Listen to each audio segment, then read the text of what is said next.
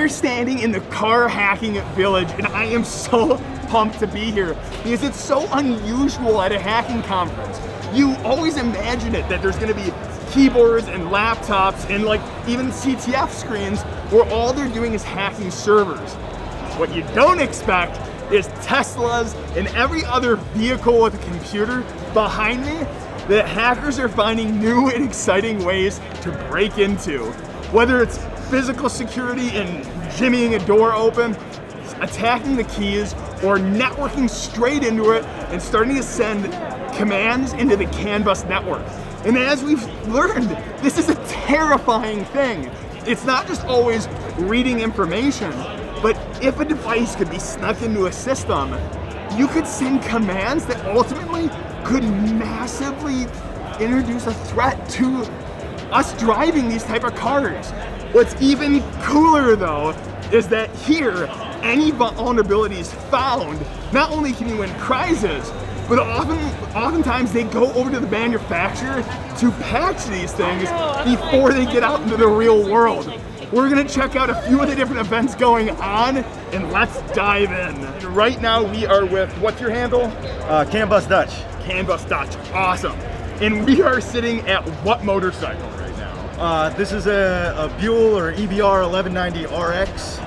And I see your whole computer sucked up to it. What are you doing to it? So earlier today, I had the CanBus network here plugged into an embedded Linux system that I had actually put on the DEF CON Open Network for individuals to log into the Linux system and begin sending rogue CanBus signals to the bike to just see how it reacted and just learn about how a motorcycle's CanBus works. What type of data do you pick up through CanBus? So you pick up things, so this bike has a pretty basic CanBus network that's really just the ECU and the dash unit here. And so, you pick up stuff like maybe the pulse width to the fuel injection system, of course the speed and the RPM of the bike. Last year I actually did a talk at Safe Mode about how I reverse engineered the CanBus messages to this bike. Sadly, because it was Safe Mode and stuff, I didn't get to bring it out. So I brought it out this year for everybody to see and have at it. And so you said reading data off of it. You were able to pull some of the schematics, some of the different things going on. Well, what about injecting data in to gain some control of the bike? What were you able to do there? Yeah. So one of the interesting things I did with CanData is I was able to write a new mileage to the vehicle's ECU and dash unit.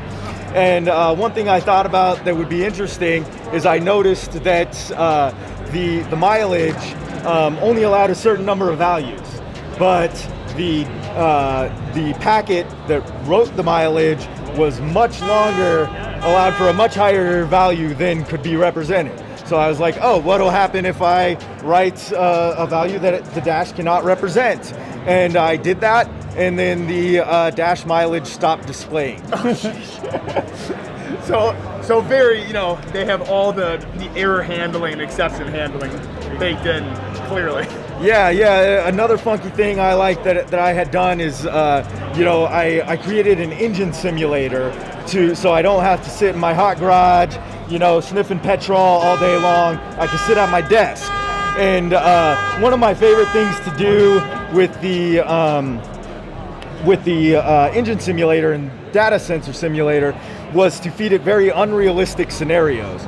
So one thing I did was I made the bike think it was going 300 miles an hour at 1,000 RPMs. Wow. And what's funny and interesting is that the gear is calculated by a speed to RPM ratio.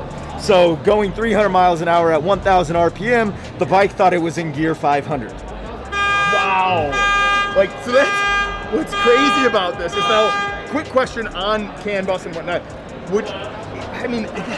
I'm just amazed because I'm thinking about it. It would not be hard. It's not wireless. Anything connect into it, you need hardwire. There's enough space where you could sneak a little device in here, program those commands in it, and just have it happen when certain conditions happen. For instance, after the bike gets to 70 miles an hour, start sending these control commands into the CanBus network and start interfering with the bike.